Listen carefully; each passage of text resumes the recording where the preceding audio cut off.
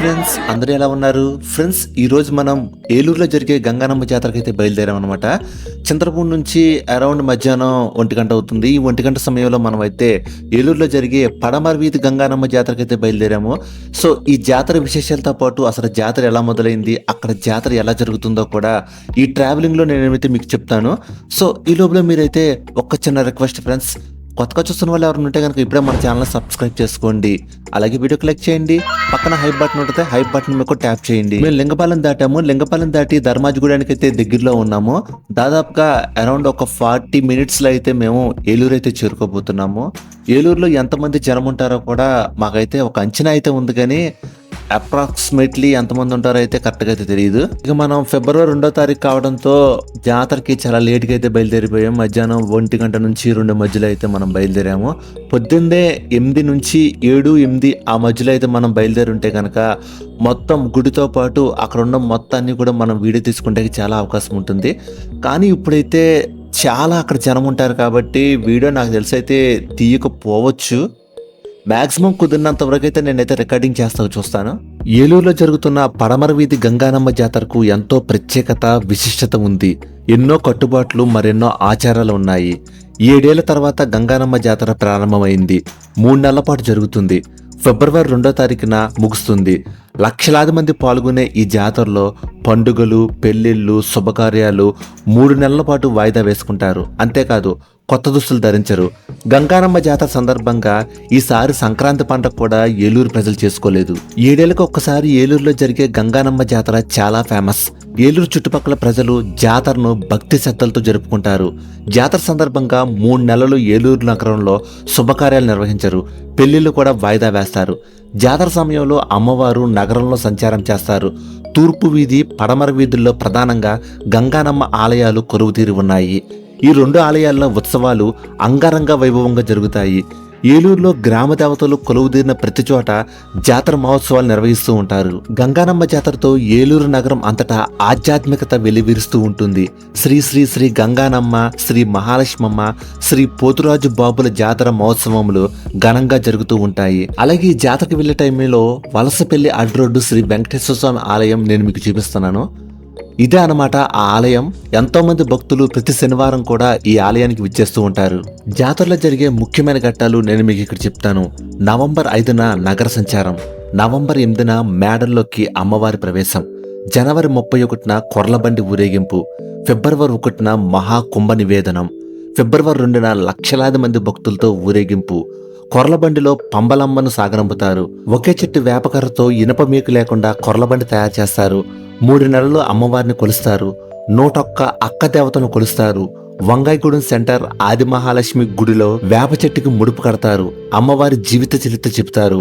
గంగానమ్మ, పోతురాజు, మహాలక్ష్మమ్మ భూమి మీద పాదం మోపి 3 రాత్రులు 4 పగళ్ళు అమ్మవారు నగరం సంచారం చేస్తారు. ఇక ఫైనల్ గా అయితే మనం ఏలూరు అయితే వచ్చేసాము. ఏలూరు జూట్ మిల్ ఫ్లైఓవర్ దిగిన తర్వాత అల్లూరు సీతారామరాజు విగ్రహం అయితే ఉంటుంది. ఇక్కడ జనం అయితే చాలా ఎక్కువ మంది ఉన్నారు. పోలీసు వాళ్ళు కూడా బైకుల్ని కానీ కార్లని కానీ ఎటు వెళ్ళనివ్వట్లేదు. ఇటు నుంచి అనమాట కొర్లబండి ఊరేగింపుగా ఇటు నుంచి అయితే వస్తుంది.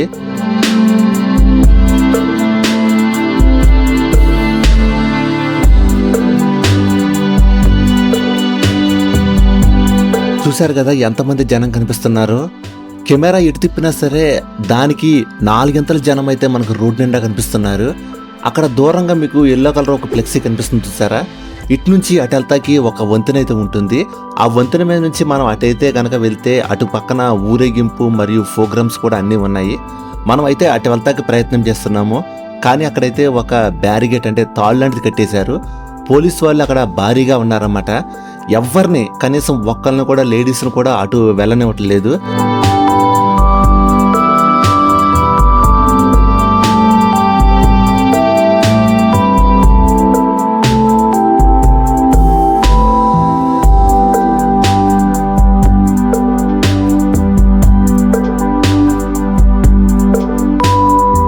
నేను చెప్పిన పాయింట్ ఇదే అనమాట.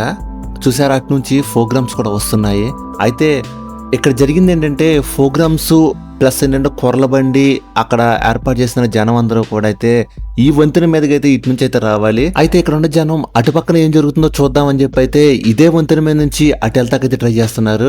పోలీసు వాళ్ళు అయితే అటు నుంచి వచ్చే వాళ్ళని ఇటు అయితే అలౌ చేస్తున్నారు, కానీ ఇటు నుంచి అయితే అటు అలౌ చేయట్లేదు. దానివల్ల ఇక్కడ జనం భారీగా అయితే మూగిపోయారు అనమాట. ప్రోగ్రామ్స్ అయితే అటు నుంచి ఇటు వస్తున్నాయి, మీరు చూస్తున్నారు కదా.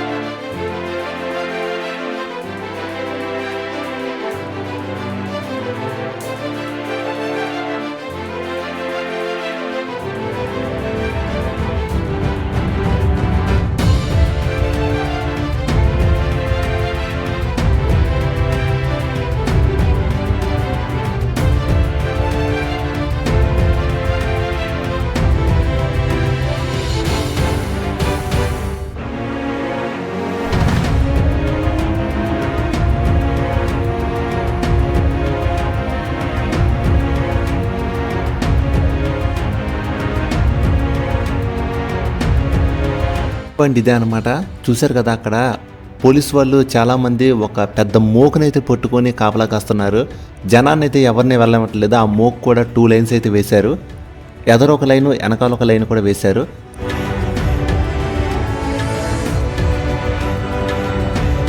ఇక ఈ మార్గం అయితే వర్కౌట్ కాదని మనం ఇంకో మార్గం చూసుకోవాలని నేనైతే బ్యాక్ అయితే వచ్చేసాను. ఇంకొక రూట్ ద్వారా అయితే మనం లోపలికైతే వెళ్ళొచ్చు. ఇప్పుడు నేను ఆ రూట్ ద్వారా అయితే లోపలికైతే వెళ్తాను.